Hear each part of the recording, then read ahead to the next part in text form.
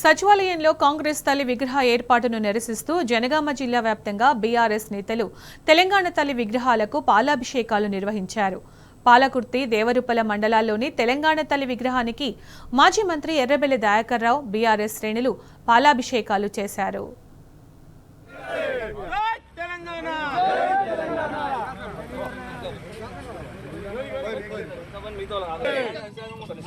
ద్రోహం చేశాడంటే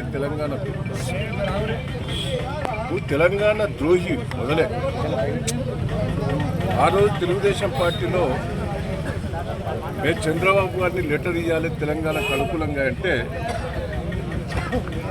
15 మంది ఎమ్మెల్యేలు ఆ రోజు బెదిరించి మేము లెటర్ తీసుకొచ్చినాం. మాతోటి రేవంత్ రెడ్డి లేడప్పుడు.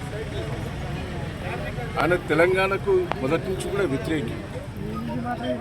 తెలంగాణ ఉద్యమకారుల మీద తుపాకీ తోటి కాల్చే ప్రయత్నం కూడా చేశాడు సిద్దిపేట దగ్గర. తెలంగాణ కోసం ఏమన్నా పోరాటం చేసింది ఒక్కటి సాక్ష్యం చూపెట్టు. మహారాష్ట్రలో బాబ్రీ కోసం మేము పోరాటం చేస్తుంటే మమ్మల్ని పోలీసులు కొట్టి జైలు వేస్తుంటే తప్పించుకొని ఫరారై వచ్చినాను. తెలంగాణ కోసం ఎక్కడన్నా అరెస్ట్ అయినవా? తెలంగాణ కోసం నువ్వు ఏదైనా ఉద్యమం చేసినవా? ఈ శ్రీకాంతాచారి గారు చనిపోయినప్పుడు కానీ నువ్వు పలకరించడానికి వచ్చినవా? ఎక్కడికి రాని వాడివి.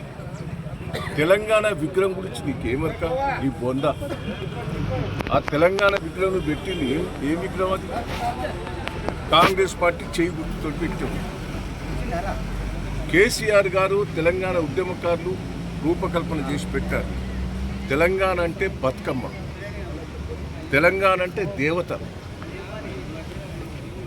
విగ్రహం. అంటే తెలంగాణ తల్లి మీద ఎంటుండాలి, ఒక దేవత తిరిగి ఉండాలని ఆ రోజు రూపకల్పన చేశారు.